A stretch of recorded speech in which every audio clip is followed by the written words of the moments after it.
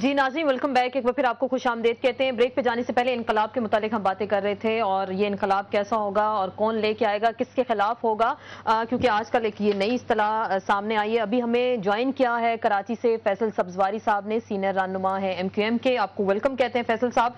فیصل صاحب، کچھ دیر پہلے جو ڈسکشن ہو رہی تھی اس میں میں آپ کو بتاتی چلوں، ہماری بات ہوئی کیپٹن صفدر صاحب سے اور انہوں نے کہا کہ آپ کی جماعت کے جو لیڈر ہیں تاج برطانیہ سے وفاداری کا حلف لیا، تو وہ کس منہ سے انقلاب کی باتیں کرتے ہیں؟ کچھ انقلاب کو ڈیفائن کریں گے کہ کیسا انقلاب ہونا چاہیے؟ میں بالکل جی ڈیفائن ضرور کروں گا۔ جو الطاف بھائی کی تقریر ہے اور الطاف بھائی کے اسٹیٹمنٹ اور انٹرویوز ہیں اس کے حوالے سے، لیکن جن صاحب نے یہ منہ شگافیاں کی ہیں ان کے حوالے سے میں نے آپ کا انٹرو سرسری سا دیکھا تھا، آپ نے ان کو بھی سینئر رہنما پاکستان مسلم لیگ نون کا، مجھے نہیں پتا سینیورٹی کی کیا شرط ہے، ان کے ریٹائرڈ کپتان صاحب کے ریٹائرڈ کپتان صاحب کے جو کریڈٹ ہیں، نہیں میں اس لیے مجھے 22 سال ہو گئے ہیں MQM اور APMSO میں آسما، میں اسٹوڈنٹ پالیٹکس سے گراس روٹ گلی میں کارکن رہا ہوں MQM کا، اور آج MQM کا ڈپٹی پارلیمانی لیڈر ہوں۔ مجھے کسی کے ADC رہتے ہوئے شرف دامادی کی وجہ سے سینئر رہنما ہونے کا شرف حاصل نہیں ہوا ہے کائنڈلی، تو یہ کائنڈلی ڈیفرینشیٹ۔ دوسری بات یہ ہے کہ برطانیہ کی بات ہے، بھائی برطانیہ کون وہاں دوڑ کر جا رہا ہوتا ہے، یہ بات پہلے بھی ہم کہہ چکے ہیں کہ واقعتاً الطاف بھائی کو جلا وطنی اختیار کرنا پڑی۔ کیا وجوہات تھیں؟ میاں نواز شریف صاحب کی وزارت عظمیٰ کے دور میں جو MQM پر فوجی آپریشن مسلط کیا گیا، اچھا چلو برطانیہ جا کے خطاوار ہو گئے تھے 1994 میں، کیوں میاں صاحب جا کے دوبارہ وہاں گڑ گڑائے کہ نہیں مجھ سے غلطی ہو گئی؟ اس وقت کے اخبارات دیکھ لیجئے، اور الطاف بھائی اب تحریک چلاتے ہیں حکومت کے خلاف۔ اچھا پھر اس وقت میاں نواز شریف صاحب کو ہوش آ گیا ہوگا، کیوں 1997 میں دوبارہ گئے؟ 2/3 اکثریت کا نشو تو تھا، سندھ میں تو نہیں تھے ان کے پاس لوگ، تو پھر کیوں چل کر گئے لندن؟ بارہا کیوں یہی چودھری نثار صاحب، یہی میاں نواز شریف صاحب جاتے تھے الطاف بھائی کو منانے۔ تو اس کا مقصد یہ ہے کہ اگر آپ کو نشستوں کی ضرورت ہو تو لندن میں بیٹھے ہوئے شخص سے مذاکرات کرنے کے لیے بار بار وزیر اعظم پاکستان جائیں، اور اگر ابھی نہیں ہیں آپ اپوزیشن اور ڈیفائنس کے گھوڑے پر سوار ہو کے اور عدلیہ بچاؤ تحریک کی مقبولیت کو اپنی مقبولیت سمجھتے ہوئے یہ سمجھ رہے ہیں کہ اگر انقلاب آیا، الطاف بھائی نے بات کیا کی؟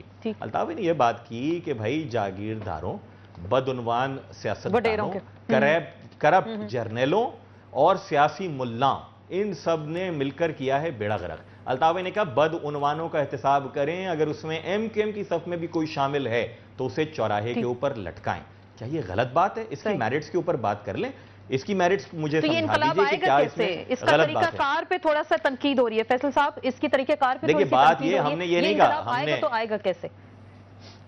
یہ انقلاب آسما آ رہا ہے، انیشیٹ کرنے کی ضرورت نہیں ہے۔ جب محرومی اس حد تک بڑھ رہی ہو کہ لوگ خودکشیاں کر رہے ہوں، خواہ وہ کسی کی بھی حکومت ہو، ہم بھی اسی جمہوری عمل کا حصہ ہیں اور اسمبلیوں میں ہیں، اور یہ موجودہ جو ہمارا فیوڈوکریٹک نظام ہے، جو کہ اسمبلیوں میں تو لوگ موجود ہیں ووٹوں کی بنیاد پر، لیکن اکثریت جو ہے وہ فیوڈوکریسی سے تعلق رکھتی ہے، یہ اس سے لوگوں کی ڈیٹیچمنٹ کا سوال پیدا ہو گیا ہے، جہاں سیلاب میں بھی بلیم گیم شروع ہو جائے اور لوگ یہ سمجھ رہے ہوں کہ انہیں سیاسی مخالفتوں یا ناآسودہ حال طبقے سے غریب ہونے کی وجہ سے ان کی جانب پانی کا رخ کیا جا رہا ہو، تو یہ تو انقلاب آ رہا ہے۔ الطاف بھائی نے کے بارے میں بتلایا ہے کہ بجائے اس کے کہ ہم ایسے میجرز لے لیں، ایسے سٹیپس لے لیں کہ یہ چیز نہ ہو، ادروائز جب انارکی ہوتی ہے، جب طوائف الملوکیہ انقلاب ہوتی ہے تو وہ پھر کوئی بھی رخ اختیار کر سکتا ہے خاکم بدہن۔ اس ملک کی ان سب سیاستدانوں کے خلاف آپ کہہ رہے ہیں کہ وڈیروں جاگیرداروں کے خلاف آئے گا، ٹھیک، ہم کیپٹن صاحب سے بھی پوچھ لیتے ہیں۔ سیاستدانوں نہیں، کرپٹ جرنیلوں کی بھی بات کی ہے، آپ لوگ پتہ نہیں کیوں اس طرف نظر کر رہے ہیں، کرپٹ جرنیلوں کی بات کی ہے، سیاسی مولویوں کی بات کی ہے، جرنیل بھی اس میں کچھ شامل ہے، سیاسی ملا بھی شامل ہے۔ ہم فرید پراچے صاحب سے پوچھیں گے، پہلے کیپٹن صاحب سے بھی ذرا ہم جاننے کی کوشش کرتے ہیں کہ آپ لوگ کیوں تنقید کر رہے ہیں؟ وہ تو کہہ رہے ہیں کہ انہوں نے بالکل ایک واضح راستہ دے دیا نا انقلاب کا، کہ جو حالات ہیں اس وقت ملک کے اور ان کے خلاف ہوگا، تو آپ لوگ کیوں اس پہ اتنا؟ سب سے پہلے آپ نے مجھے کہا تھا کہ سینئر لیڈر کہا تھا، چلیں سینئر جونیئر سے کوئی بات فرق نہیں پڑتا، یہ ایک بندے کا اپنا اندر کا کمپلیکس ہوتا ہے جو باہر آتا ہے، جس کو احساس محرومیت یا احساس کمتری کا نام دے سکتے ہیں۔ یہ سینئر سی ہم ورکر سے بھی نیچے سی عاجزی کے ساتھ میں کہتا ہوں۔ آپ نے پوچھا تھا کہ کرپٹ جرنل اور محب وطن جرنل کا اس کو ڈیفائن کرنا وہ کیسے ہے۔ میرے سبزواری بھائی ہیں، ہماری کلاس سے ہیں، نیچے سے اٹھ کے آئے ہیں، میں عزت کرتا ہوں، اور ہمارے والدین کی یا ہماری پارٹی کا یہ وتیرہ نہیں ہے کہ کسی کو اس کی تذلیل کرنا. تو ہماری ٹریننگ ہمارے والدین نے ایسے نہیں کی. ہم جس گود میں پرورش پائی ہے ہمیں لوگوں کی عزت اور احترام کا وہاں درس دیا گیا, سب دیا گیا ہے. سبزواری صاحب نے اگر وہ میری ذات پہ کوئی انہوں نے بات کی, میں اس پروگرام کے حوالے سے ان کو معاف کرتا ہوں, مگر یہ کبھی نہیں معاف کروں گا کہ وہ میرے آئین کو توڑنے کی بات کریں, یہاں پر فوجی انقلاب کی بات کریں. ہاں ضرور کریں, مگر ایک شخص جس کی آدھی شہریت ہی ختم ہو گئی ہے وہ نہیں کر سکتا. سبزواری صاحب کریں, میں ان کے ساتھ بات کرتا ہوں. جب نہیں, میں پہلے اس کو ڈیفائن کر دوں. آپ نے کہا اچھے جنرلز کون ہوتے ہیں؟ اچھے جنرلز وہ ہوتے ہیں جن کے نام پہ آج افتخار آباد ہے, جو شہید ہو گیا, یونیفارم پہنا ہوا تھا. اچھا جنرل وہ جس کی میجر اکرم شہید نشان حیدر ہلی میں اس کا مزار ہے, اس کی قبر وہاں پر ہے. اس کا کوئی مربع نہیں ہے. اس کا داماد جرنیل کون ہے پھر؟ میں بتاتا ہوں. اس کا کوئی اس کا مربع نہیں ہے, اس کی جاگیر نہیں ہے, اس کا داماد سول سروس میں نہیں ہے, اس کا نالائق بیٹا فوج کو جوائن کر کے سول میں نہیں آیا, اس نے کارگل پہ مس ایڈونچر نہیں کیا, اس نے آپ دوزوں میں پیسہ نہیں کھایا. یہ جس شخص میں نہیں ہے وہ اچھا جرنیل ہے. اگر جس شخص نے, میں تو کہتا ہوں آپ ساری باتیں چھوڑ دیں, حمود الرحمان کمیشن رپورٹ پڑھ لیں, اس میں صاف واضح اچھا جرنیل کون سا ہے اور برا جرنیل کون سا ہے. اور ہمارے اوپر پچھلے 4 ادوار میں جو مسلط ہوئے وہ برے جرنیل تھے, اور میں اس شخص کو برا جرنیل سمجھتا ہوں جو ایک قاتل کو اٹھا کے گورنر لگا دے, اور جو 15 مئی کو یہاں پر طاقت کا مظاہرہ کرے کہ کراچی میں ہم نے 50 لاشیں گرا دیے. میں ان سے یہ پوچھتا ہوں, ہمارے پورے پاکستان سے در بدر کی ٹھوکریں کھا کے لوگ مزدوری کرنے جاتے ہیں, 6,000 روپیہ وہاں کمانے جاتے ہیں, واپسی پہ ان کی لاش جو وہ یہ سینئر رہنما صاحب ان کی لاشیں گھروں میں بھجوا چھوڑتے ہیں. میں ان سے پوچھتا ہوں یہ انقلاب کا دعویٰ نہ کریں, اپنی پارٹی کے اندر انقلاب لے آئیں, صرف یہ اپنے قتل ہونے والے طارق عظیم کے قاتلوں کو پکڑ لیں, میں سمجھوں گا انقلاب آ گیا. بھی خاصی تنقید کر رہے ہیں کہ آپ لوگ بھی جو لاشوں کی سیاست کا وہ ذکر کر رہے ہیں, اور وہ پاسپورٹ کا بھی انہوں نے کہا کہ آدھی نیشنلٹی تو ہے ہی نہیں اس وقت الطاف حسین صاحب کی. تو یہ کیا یہ آپس کی تنقید شروع ہو گئی؟ انقلاب کی جو ہم بات کر رہے تھے وہ تو ہمیں کہیں نظر ہی نہیں آئی, اور ایک دوسرے پہ بلیم گیم کا جو سلسلہ وہ ہمیں نظر آ رہا ہے. المیہ کیا ہے؟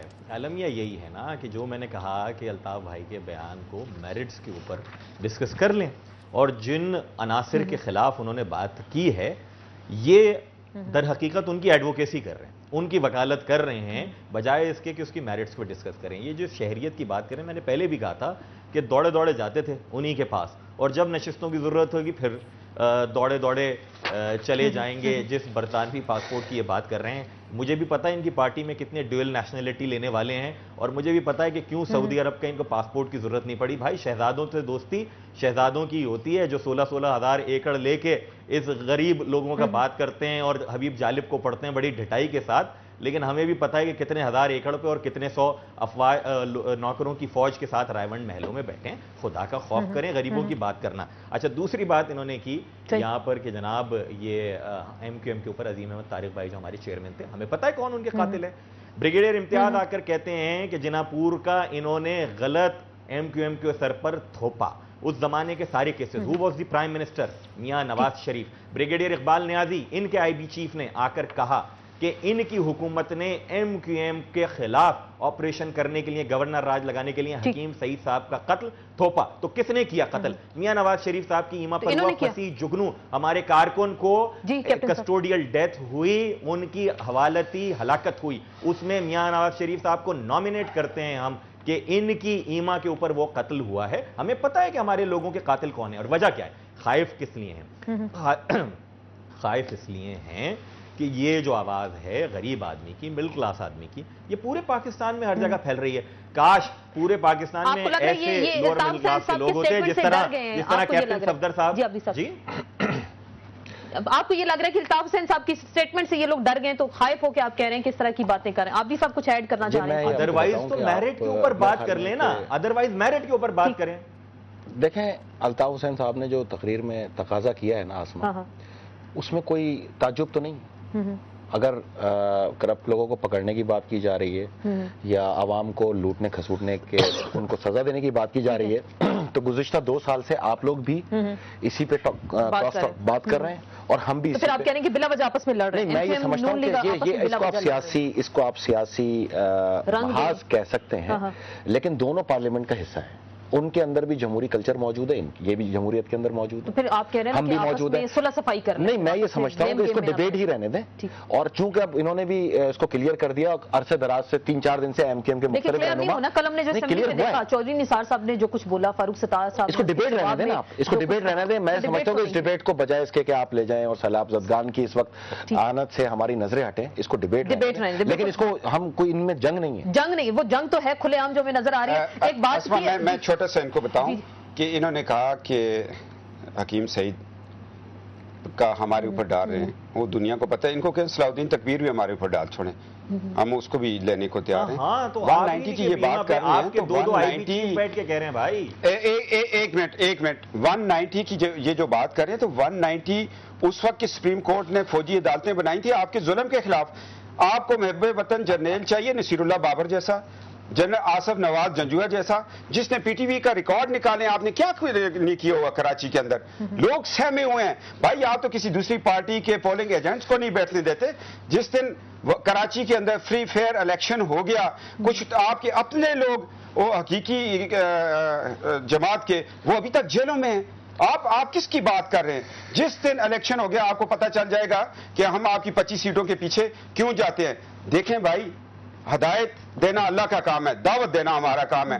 آج بھی آپ کو ہم دعوت دیتے ہیں، آئیں اس دائرے میں بیٹھیں، وفاق کی بات کریں، استحکام پاکستان کی بات کریں، ایٹمی پاکستان کی بات کریں. آج بھی آپ کو دعوت ہے ہماری طرف سے. آپ نئی زیرو جائیں گے؟ دعوت دے رہے ہیں. میں کہتا ہوں پاکستان کو بچانے کے لیے مجھے اگر لندن بھی ان کے پاس جانا پڑے تو ضرور جاؤں گا. جائیں گے الطاف حسین؟ میں کہتا ہوں پاکستان کی جب بات ہوگی تو بھیک بھی مانگیں گے، پاکستان کے استحکام کے لیے، پاکستان کو ٹوٹنے سے بچانے کے لیے.